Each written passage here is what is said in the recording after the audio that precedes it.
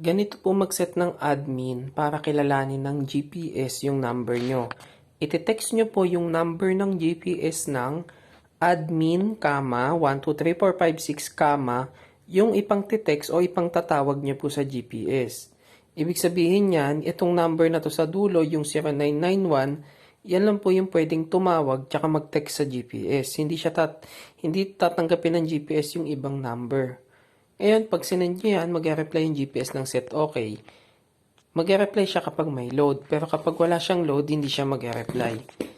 Pag nasend nyo na po yung admin na yan, pwede nyo na pong tawagan yung number ng GPS para marinig nyo po yung nag-uusap sa loob ng sasakyan.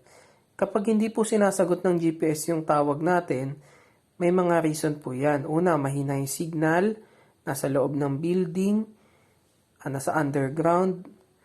So, ganun po. Pero kapag gano'n, pwede nyo po siyang i-call lang ng i-call, then sasagutin po niya yan. Basta mag-reply po yung GPS natin ng set okay, okay po yun. Hindi lang niya sasagutin yun kapag medyo mahina po yung signal sa location.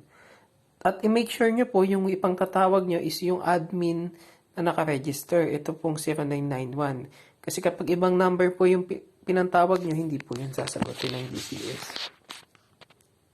Yun lang po.